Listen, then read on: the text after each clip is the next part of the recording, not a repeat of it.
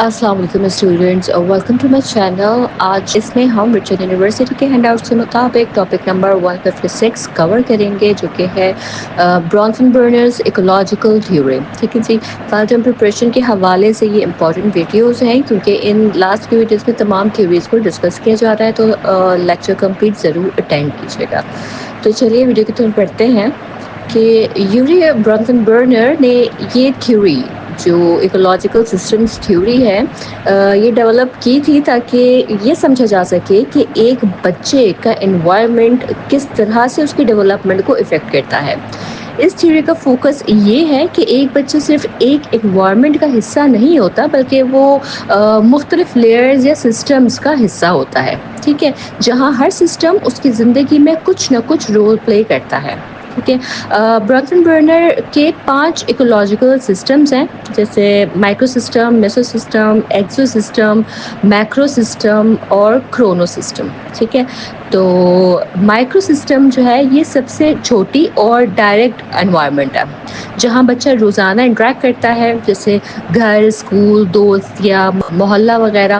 یہ انوائرمنٹ جو ہے نا پازیٹیو یا نیگیٹو ہوگا تو ڈائریکٹ بچے کے بیہیویئر اور سوچ کو شیپ دے گا۔ ٹھیک ہے، اس کے بعد آتا ہے میسو سسٹم۔ مائکرو سسٹم کے کمپوننٹس کے درمیان انٹریکشنز کا سسٹم جو ہوتا ہے نا وہ ہے میسو سسٹم۔ جیسے گھر اور اسکول کا تعلق ہے، اگر والدین اور ٹیچرز اچھی کمیونیکیشن رکھیں تو اس سے بچے کو فائدہ ہوگا۔ ٹھیک ہے، پازیٹیو لنکس بچے کی لرننگ اور ایموشنل سپورٹ کو بڑھاتے ہیں۔ ٹھیک ہو گیا۔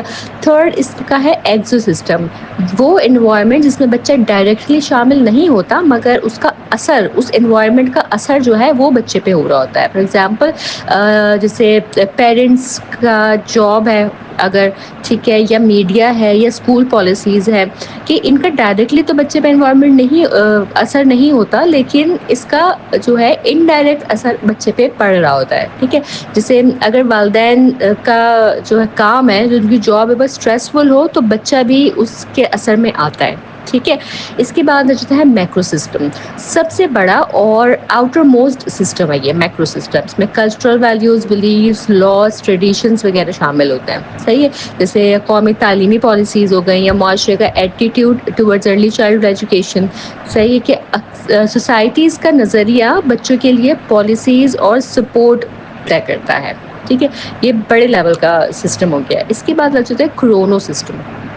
کرونو سسٹم نہیں، یہ ٹائم بیسڈ سسٹم ہے، وقت کے ساتھ بچے کے انوائرمنٹ میں ہونے والی تبدیلیاں اس کے اندر ہو رہی ہوتی ہیں، جیسے ڈیورس ہے، ریلوکیشن ہے، یہ پینڈیمک ہے، یہ ٹیکنالوجی کا افیکٹ ہے، یہ وقت کے ساتھ بچے پر ہو رہا ہوتا ہے۔ یہ لانگ ٹرم ایکسپیرینسز بچے کی گروتھ اور مائنڈ سیٹ کو ڈیپلی افیکٹ کرتے ہیں۔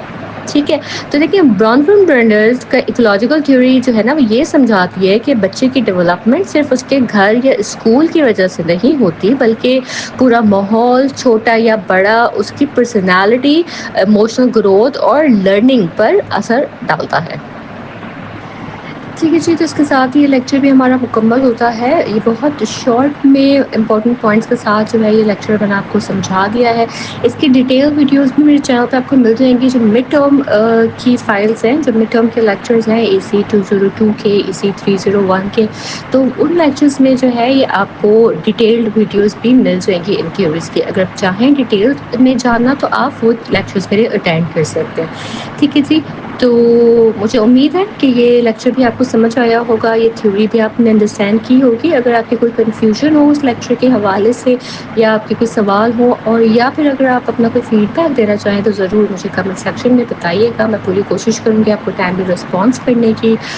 چینل ضرور سبسکرائب کر لیجیے گا تاکہ میرے تمام امپورٹنٹ لیکچرز اور MCQs اسی طرح سے آپ تک پہنچتے رہیں۔ میرے لیکچرز کو اپنے فیلو اسٹوڈنٹس کے ساتھ، ورچوئل یونیورسٹی کے اسٹوڈنٹس کے ساتھ ضرور شیئر کریں تاکہ زیادہ سے زیادہ اسٹوڈنٹس ان لیکچر سے فائدہ حاصل کر سکیں۔ تو میں اپنے نیکسٹ لیکچر کے ساتھ جلد حاضر ہوں گی، تب تک آپ سب اپنا بہت خیال رکھیے گا۔ اللہ حافظ۔